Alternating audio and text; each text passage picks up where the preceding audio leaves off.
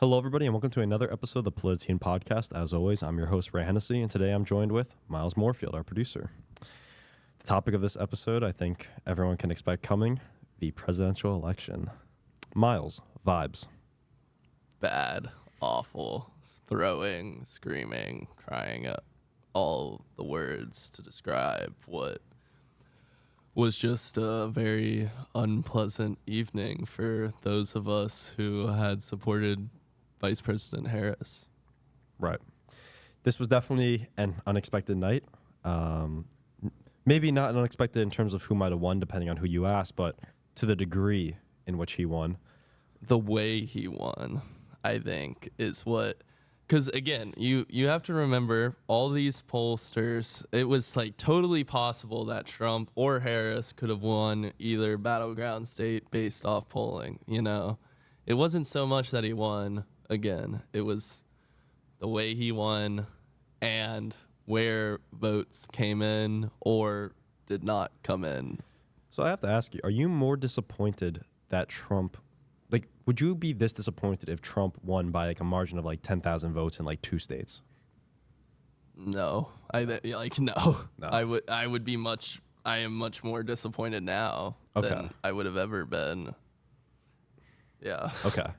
Well, I mean, if we look at the current results, Trump has 295 electoral votes, way past the 270 margin. He's declared to have won Georgia, North Carolina, Pennsylvania, Wisconsin, Michigan. And although the count hasn't been finished yet, he's slated to be leading in Nevada and Arizona. In other words, this was a sweep. He won all the swing states that were up. And for a long time, it looked like he might have even was going to win Virginia. And although he didn't by a pretty sizable margin of 200,000, the fact that for a long time of that night, it looked like he could be a competitive race was rather damning. And then the Senate, GOP is already at 52. Oh, the Senate. You know, it's like we all knew the Democrats were going to lose the Senate. I had a negative faith in the Senate. I was like, oh, okay, it is what it is. However, honestly, I'm more happy than I was, say, election night in terms of the Senate. Like Arizona, fingers crossed, as of now, seems to be trending towards Gallego. You know, there's a lot of different, factors still at play in that race. But overall, I thought we were going to have a 55 Republican Senate, and I remember I was panic texting my friends. I was like, look at every Republican up for re-election in the Senate come next election. It's not looking good. It's a terrible map, pretty sure. And I was looking at it. I was talking to one of my friends, and from what it looks like, depending on how much of a majority, it's already at 52. Republicans gained 3 seats. Depending on how a few more go, Pennsylvania, Nevada, they could be up 54. With the next round of the midterms, depending on how well the economy goes in the first 2 years of Trump's presidency. Well, this wouldn't be the midterms. The Senate actually transfers over on the presidential. Oh, it does? Yeah. Okay. Because it's 6 years. Oh, that's right. Yeah. This is right. There'd be an irregularity. I think 1 or 2 states would be up, right? Yeah. No, you're right. Yes. Yeah, if even, right. Right, you're correct. That's my mistake. But on that note, though, however, depending on how well the economy goes, because it seems like if Trump has his way, the economy seems to have been the principal issue here, more than any social issues, which we did not expect. It's the economy, stupid. It's the economy, stupid. It's the economy, stupid. No, it's rather shocking. Well, we thought a lot of these social issues would have a lot more weight. It turns out to be the economy was the killing issue. So, when you're talking about social issues, I think the social issues, whereas that Donald Trump is a convicted felon. I know a lot of people that I'm close to think he's a misogynist. A lot of people think he has demonstrated behavior that is demagogish, preys on people's fear, and that's not here or there whether I want to say, oh yeah, Trump's this, Trump's that. Doesn't matter right now, because the American people selected him and clearly didn't care about that and clearly cared about pocketbook issues.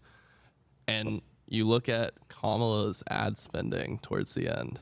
Well, I'll say this. If you want to talk about the people not caring and voting for Trump, by the same notion, we talk about the people not caring and not voting for Harris. the amount of apathy votes when Joe Biden won by 80 million plus votes, and Kamala Harris might not even break 7 million. That's a damning indictment on, one, if all of this is true, and many Democrats do believe this. I mean, here, I'll say this. You don't see a giant wave towards Trump here. He's not outperforming compared to the raw numbers. No, in terms of raw numbers of his vote count from 2020 to 2024, his numbers aren't particularly massively more. It's relatively But stagnant. you look at the margins, he stacked it. But why? It's because Harris voters, the Democrat voters who came out last 4 years ago, didn't come out again. There's a 15 million vote differential here of Democrats who didn't come out.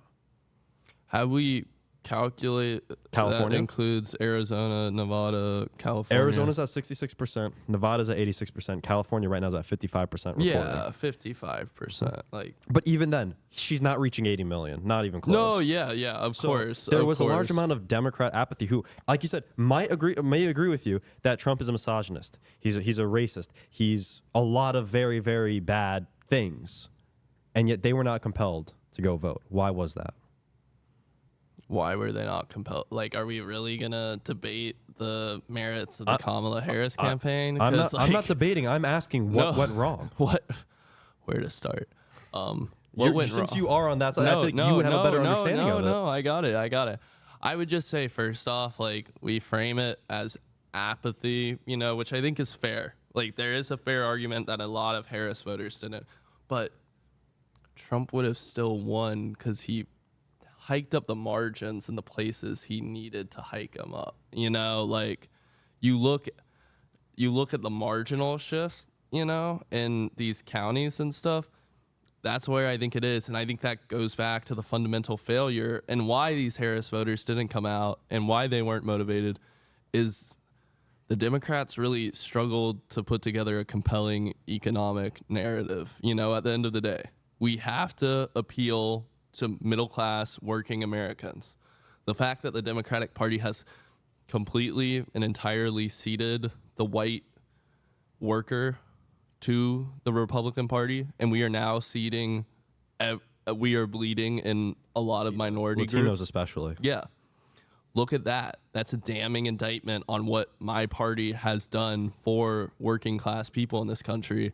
And it's a damning indictment, too, that the Kamala Harris campaign spent 3/4 of their final push of ad revenue focused on anti-Trump attack ads rather than what I think should have been the byline, should have been the focus, is the economy. Because I think Kamala Harris had actually very good plans that spoke to these. Every analyst last night was talking about, these are just like bread and butter voters, they just care about their grocery. Like, damn right they care about their grocery bill. I care about my grocery bill, and I am a fluent man who goes to college in Washington, D.C. If I care about my grocery bill, I know the small family, living in suburban Georgia cares way more, because that's the difference between if their child can go to college or not. That's the difference if they can pay for soccer tryouts or not. Like, we want to talk about why there was apathy. The apathy was because the Democrats failed to put together a compelling economic narrative and ghosted it on this notion that somehow these people would reject Trumpism. When Trumpism, despite its many flaws, and despite, in my opinion, the fact that it fundamentally does not care about these issues and will not solve these issues, they at least made those issues seem heard. They made these people feel heard. And that's what politics is about. And the Democrats fundamentally failed at making the people who decide elections feel like they matter. Well, it definitely seemed what you're saying resonate a lot with Bernie Sanders with his recent, I don't know, it was a letter or message to the Democratic Party. Yeah, it was a statement. Right. Statement where he basically said that the Democratic Party has lost the working class, a lot of it. The Democratic machine has effectively turned their backs. They lost the white working class. They're losing the Latino class. And even now, they're beginning to even lose part of the African-American groups, although not literally to the margins that they have with the Latinos. But the Latinos becoming, I think, the second largest ethnic group in the country. That's rather damaging for the party in the future. And that's, I find even more interesting, that the party that is harsher on immigration, harsher on immigrants that come from especially South America, they're making gains with the Latino community in the United States. Exactly. It's damning. It shows a glaring hole in democratic policies and our priorities, and in also how we make people feel seen and heard. What unites all these workers is not what identity group they're a part of. It's not what form of politics they play. It's not what religion, what race they are. What brings them together is that they are working class people who are concerned about getting by in America. And I think Donald Trump is horrific for I think that Trump, like tax cuts, on corporations and stuff, like, it is such an easy argument to go to a person who's middle class and be like, yo, one person wants to cut all these taxes on the people who are currently ripping you off. All the bills you pay, all those companies, yeah, we want to tax them less, actually. And I'm not saying, like, I don't want to get into the debate on whether or not that's, like, I'm accurate or not, but I'm saying, like, you talk about optics, like, why did we not go out there and be like, look, this is what he's going to do to the companies that are ripping you personally off? Yeah, I don't want to turn this into a debate of policy. I want this to be a reflection on this election. And when it comes to, like, factually, when it comes to election campaigning, unfortunately, it's a lot less about actually proving substantive policy and their, like, exact percents, but it's mostly rhetoric and framing of things. So I don't want to, like, I disagree with what you said. I agree with certain parts, but it's really not a matter of, it's just like an easy way to frame it. You know, it's it's common sense. It feels like to me to be like, oh, yo, like, you're poor, like, let's help you out, man. Yeah, and I definitely think that the way that the Harris campaign has tried to frame it, I would even say that the pick of walls proved fruitless, as much as they hoped it to be. I have to ask you then, what is the direction of the Democratic Party after this? That is a question that I fear for my future employment I will not answer. Fair enough. But beyond that, like, we look at the future of the Democratic Party. I don't think most people in the Democratic Party knows what the future is going to be. You see right now on Twitter people talking about the resistance movement, talking about finding political power centers to basically present policy options that oppose the MAGA agenda.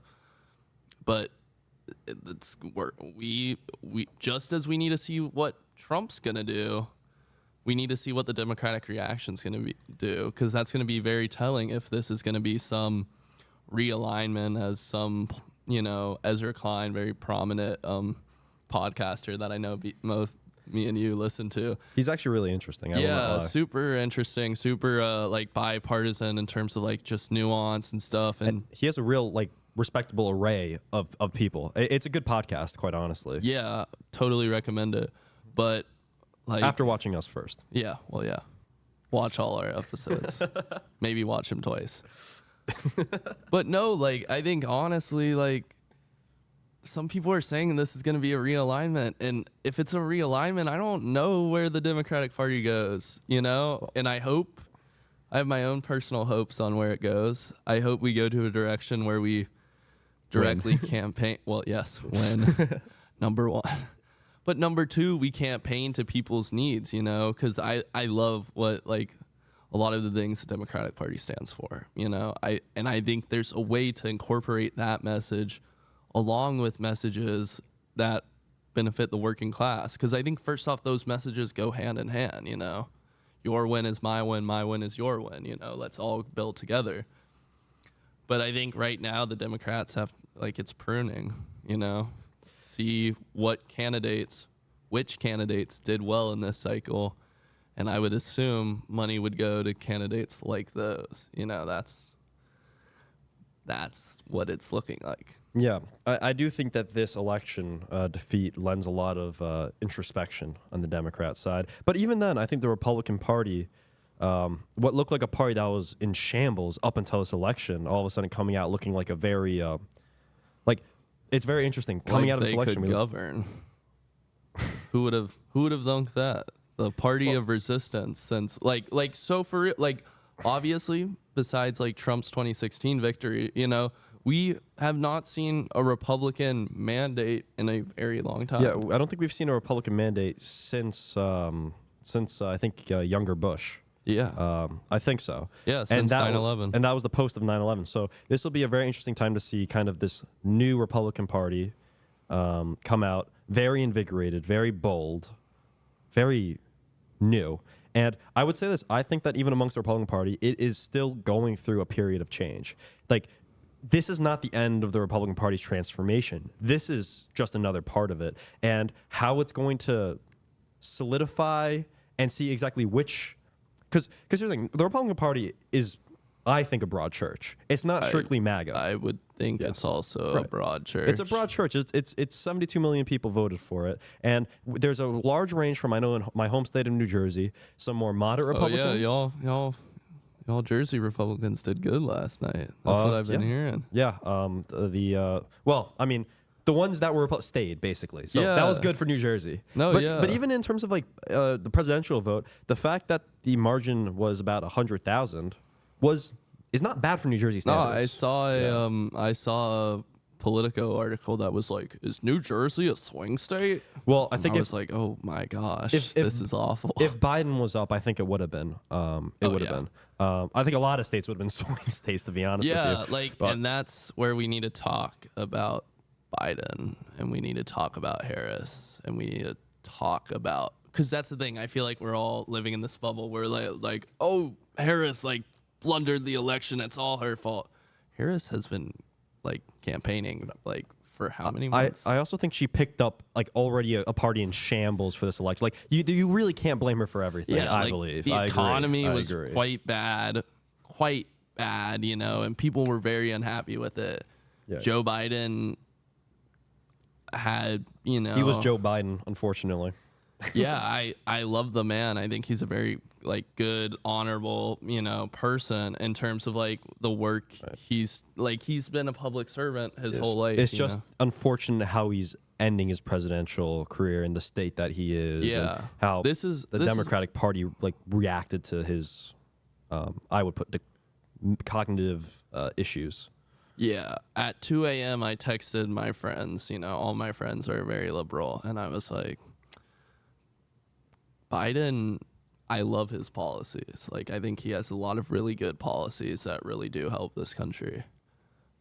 But his politics and the politics because here's the thing. If the Democrats were serious about defeating Trump, why wasn't there a plan that Joe Biden was going to step down?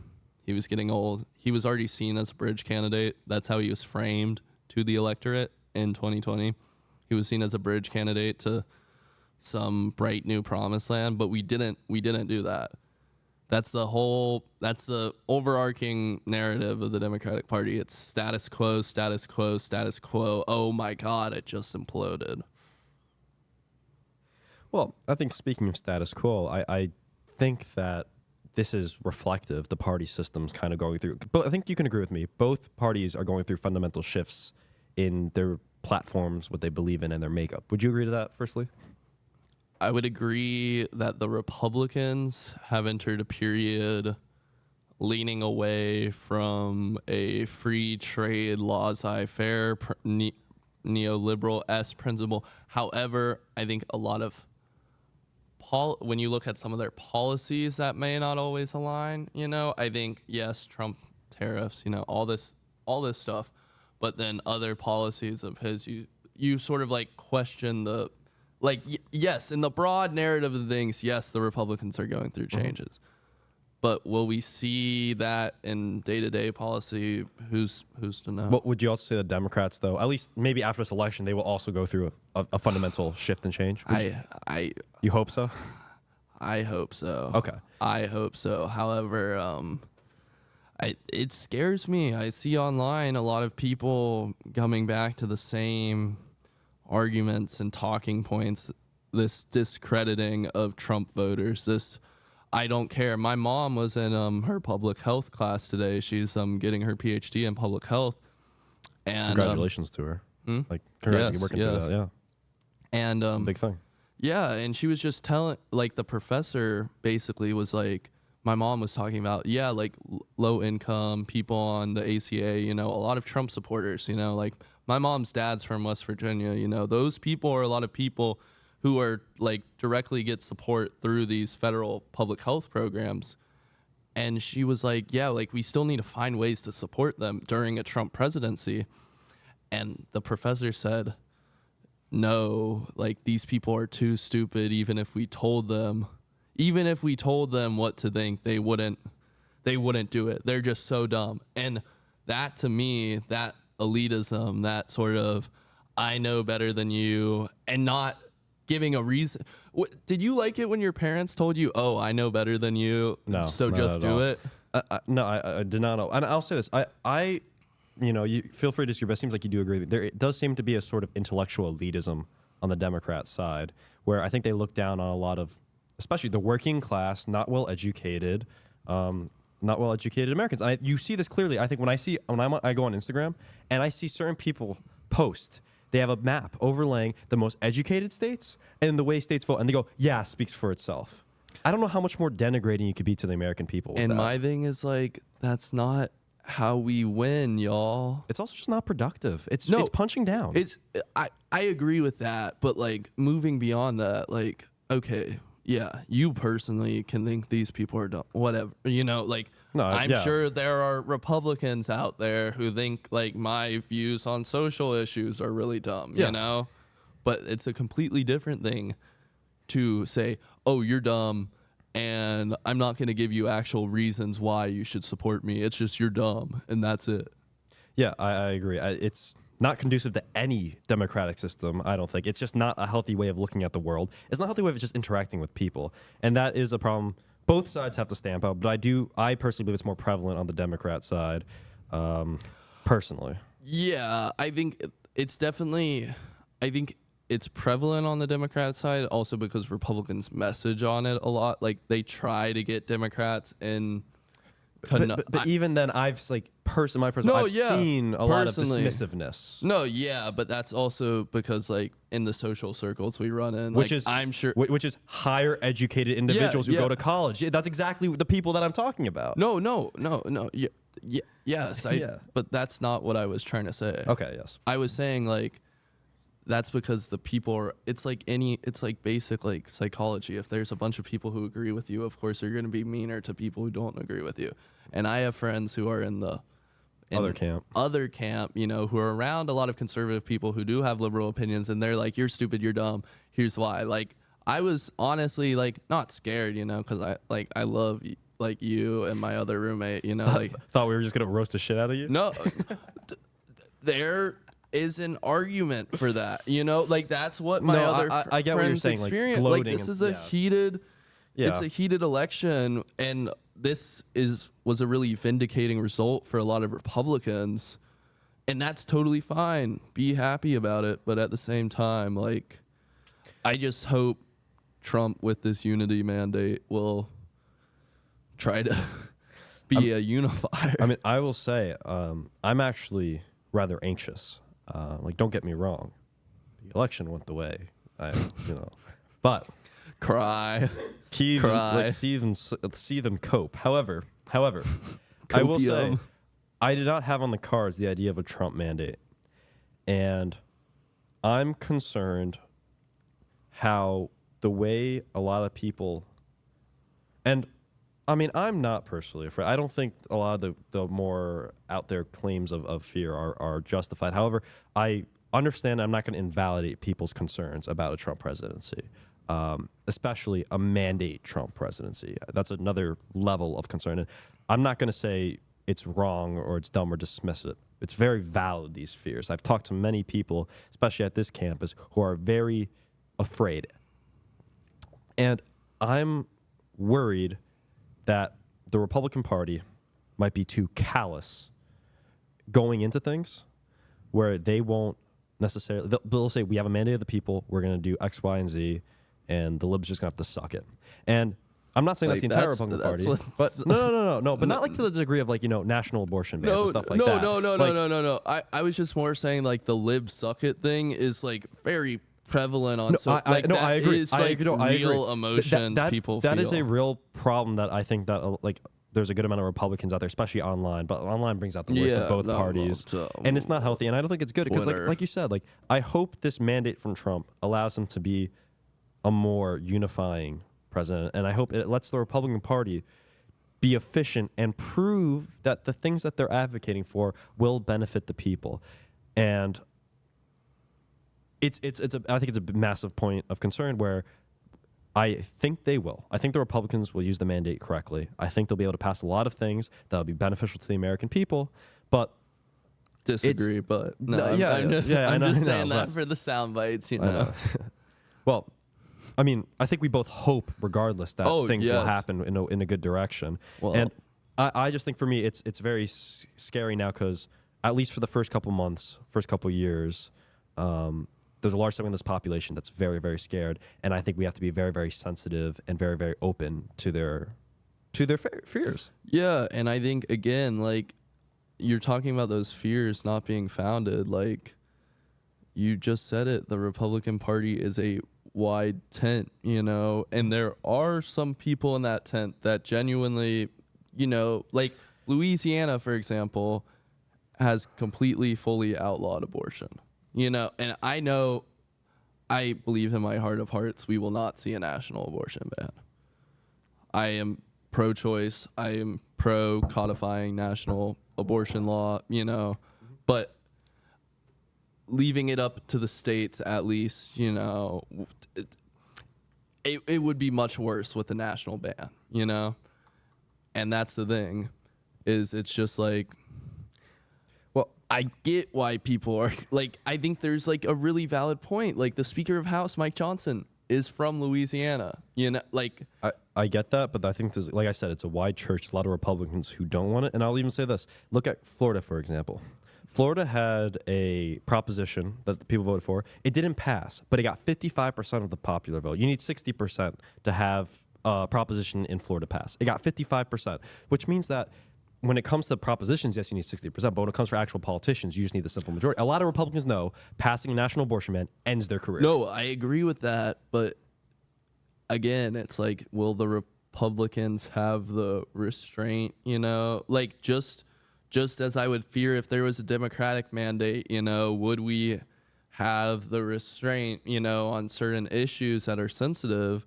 And that's why I think Joe Biden did a great job. I don't think he really, like, tapped, like, really explosive issues for the most part. You know, the IRA, you know, stuff like that. Like, yeah, the Green New Deal, like, there was pushback there. But the Green New Deal and abortion are, like, one is a lot more incendiary of a one involves the rights of women, the other one is climate justice and not going extinct as a human race.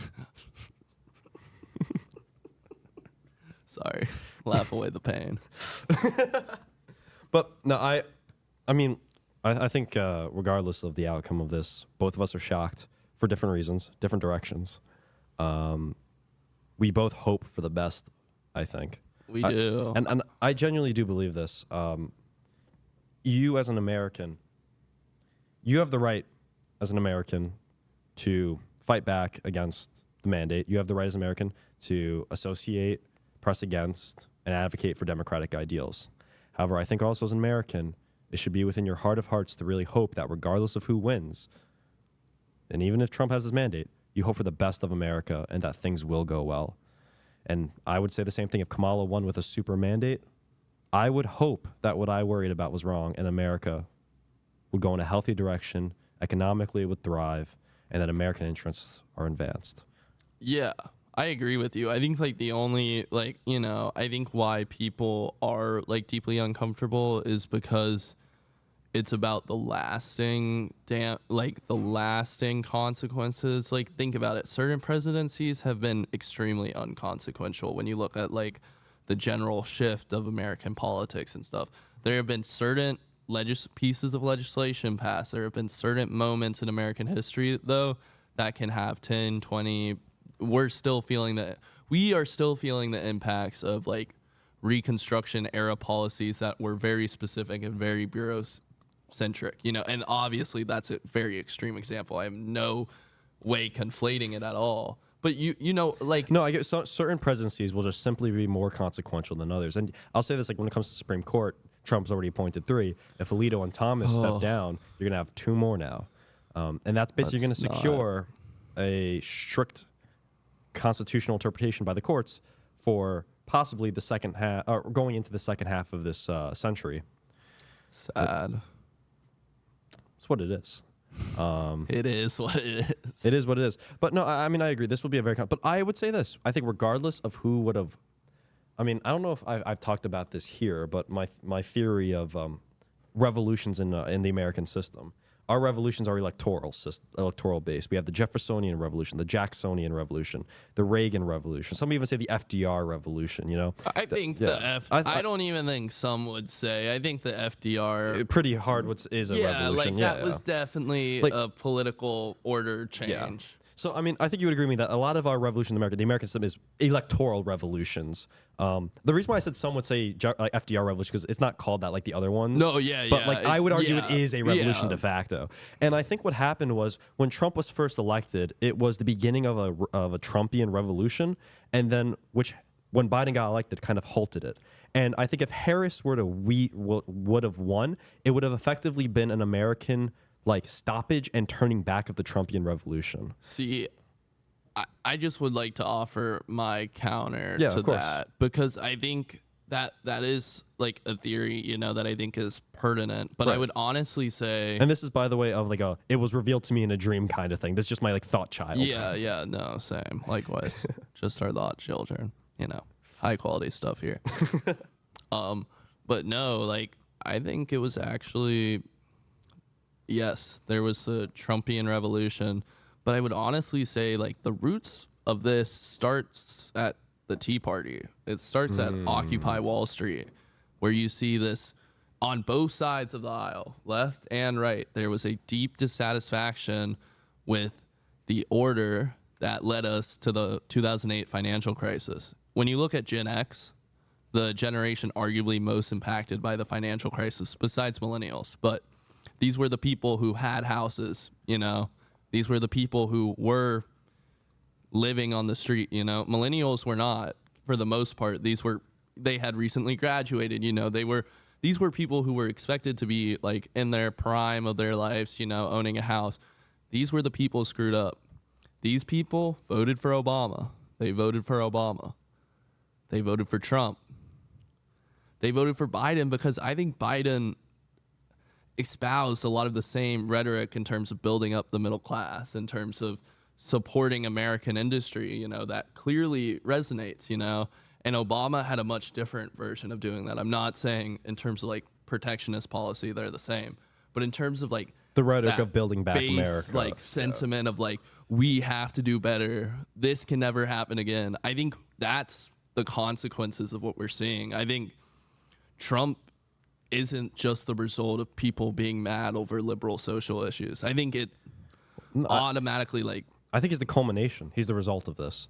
And I think our American political system fundamentally changed after 2008, with I think the neoliberal order being seriously questioned and people starting to seriously look for alternatives to the neoliberal system.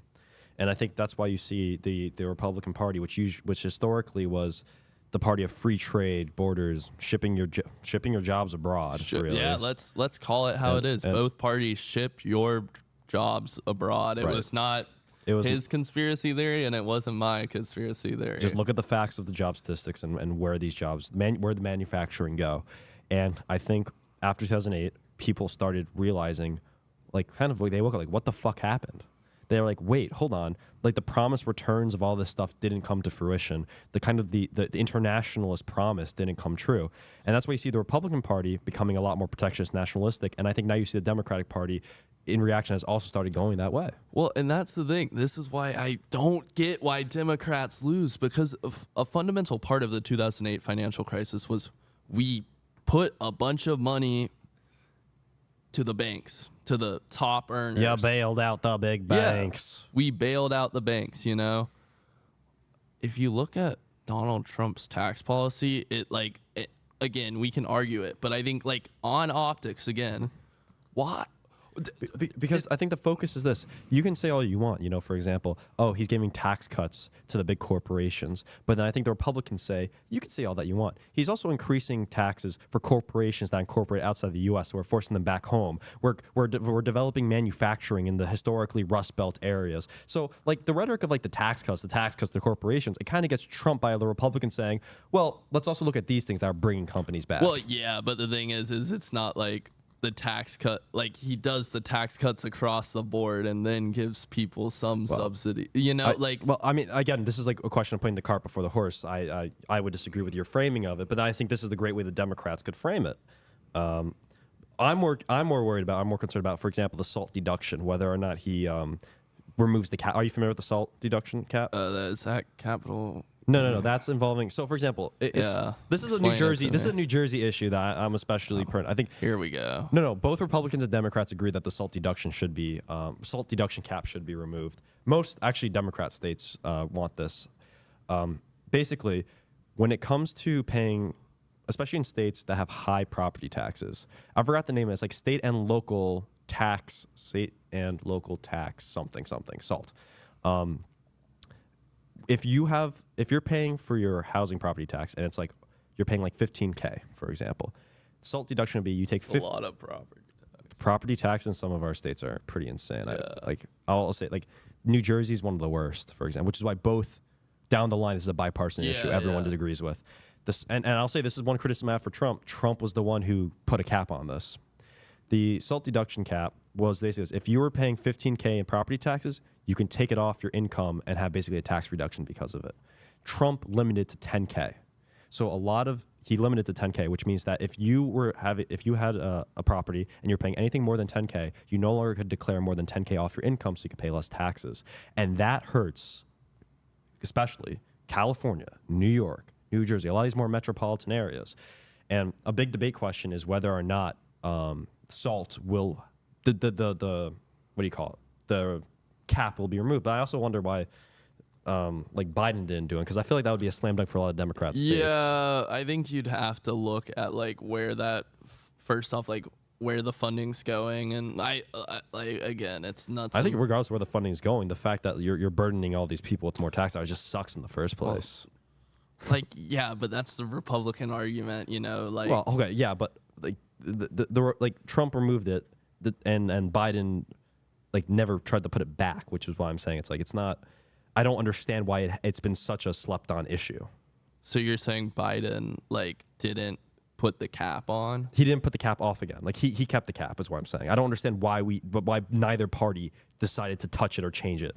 It's really weird. I feel like you'd have to ask the policy wonk to be like so fair, because that's like one of the things about like tax policy. It's like it's on the surface, it seems like, oh yeah, like less, but like once you look at it more, sometimes it is just like, oh, you're paying less money and like this funding's not going to build the wall. Yeah, the wall. Yeah, let's do the wall. Let's go there, guys. I'm joking. No. Jokes, of course. No, but you know what I mean. And then other times it's like, oh, that specific tax program was actually tied to this like non-entitlement program. There's so many strings attached to our tax system. It's so complicated. I can agree with that. But let's go back to election night. Tell me what your like setup was, because we watched it at different spots, because obviously I could, my anxious self, and had to be with the other anxious Democrats. So I was with four other people for a little while. It was me and one other Republican, and then two Democrats, and then a third Democrat came along. I mean, it doesn't really matter, but I was with like a mixed group. He's bipartisan. I'm very bipartisan, in case you can't tell. He mixes it up, guys. But we were watching principally on Fox, and then every now and then we would switch to MSNBC, CNN. We went on to Louder with Crowder for like 5 minutes to see the shit show that it was for entertainment purposes. Awful. Oh, it was terrible. It was absolutely terrible. That dude, okay, like low key, he's like objectively like I don't like really him. not like it. Like I think no. We went on to because he's a big So we saw for that, but we mostly scrolled between MSNBC, CNN, and Fox, because we were actually really interested in comparing. Like Fox declared certain states before CNN declared certain states. It was interesting seeing how their desks were different. And then the entire night, I had the Bloomberg website up of the election map like on my computer because I feel like Bloomberg's very fair when it comes to calling the states. Because they ended up having like a rounded middle between all the CNN, MSNBC. I think they were good for calling. So I had that open on my laptop, and then we had it on the TV, and we were just kind of watching. My friend cooked wings, and we were just like vibes for the night. We were schizo though until like 2, 3 a.m. because Let's clarify that language. we did not believe it was a Trump victory until the very end. Does that sound better? That does sound better. You know, one of my friends got a text at 11 p.m. saying, "Congratulations." From yours truly, baby. No hopium here. This Yeah. is cold, hard facts Like- and analysis. Like 100%, just like they like a lot of like some people I knew like thought it was, you included, thought it was over by 11. My friend and I, we thought it would not be over until every vote in Philadelphia was counted. I thought it was over before 11. Yeah, see, I didn't think that until like 2 a.m.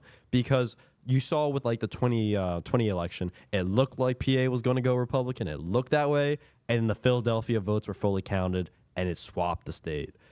Same thing that could have happened with Michigan, to be honest. If you looked at like the percentages of the counties that were counted for, like the cities were like not fully counted, but a lot of the rural areas were. But the margin was just so big from the rural areas that like, but also like the lack of voting in the urban areas to make up for it. So I was a lot more skeptical of the results until the very end. And I think that was a really funny point when you came over later that night and you're like, it's over, like PA's red. And I'm like, my friend and I were like, not yet, not until Philadelphia is called. And It you was turned out in to be fact right. over. It ended up being Jover. it was over.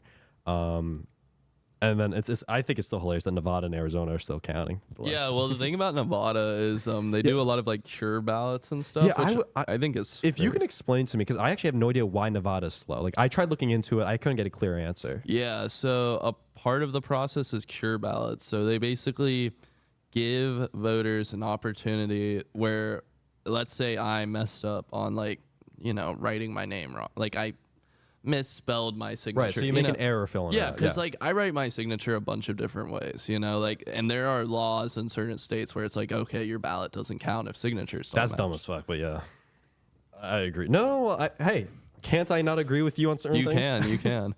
No, and basically they like will reach out and be like, hey, like, can you? So that's what they do. So Okay. there's like a process where basically you can rectify these mail-in ballots. And Arizona, I think, does that too, right? I have no idea. think Yes, so. they do. Yeah, They yeah. do. So I guess that's why they tend to be the last two states to get all this stuff done. I mean, even Alaska got this stuff, but also Alaska, how many votes did It's like 400 though. Alaska had like 250,000. Yeah. No, and I think honestly, like curing ballots is like a very fair, because I totally get like, concerns about like voter ID law. I think that is something that is broadly popular to a certain extent. I'm not saying I think there's like mass voter fraud of illegal aliens or anything. But like rhetorically, it's not a bad argument. Yeah, it's not a bad argument as long as you have Fair ways of opportunities doing to it. cure, and have ample abilities to contact these people. Because it's a lot difference between calling somebody, emailing them, and knocking on their door and sending them out versus sending them one letter and they might have moved or not have been home or and also I think this is interesting in general as just like an interesting tidbit that just to exist in the world is that when you look at urban low income areas, these areas have like a really high rate of people moving, and like think about it, we're both renters, if you put your address as what it is now and you didn't change it and you like requested a ballot or like wanted to cure about, all this stuff, if it relies on like snail mail, can get really like messed up. Yeah, messed up. And it sucks, because like, anyway, that's a total side note, unrelated. I just think people should look into that. Yeah, I get what you're saying. And that seems to be like a serious thing to consider. Regardless, in retrospection, I think we both say we're both very. Still looking at. I'm looking at the election map right now. Yeah, it's same. It's just so much red. That's what I said at work today to my coworkers. I'm like, that's a lot of red. If you don't mind me asking, what was the vibes on Congress today? Yeah, so I work on the Hill, and the vibes weren't like like you would expect it to be like everybody like walking in like, oh my God, I'm unemployed, like this is terrible. It's not that. These people are professionals, you know, like this is their job, and everybody knows this coming into politics.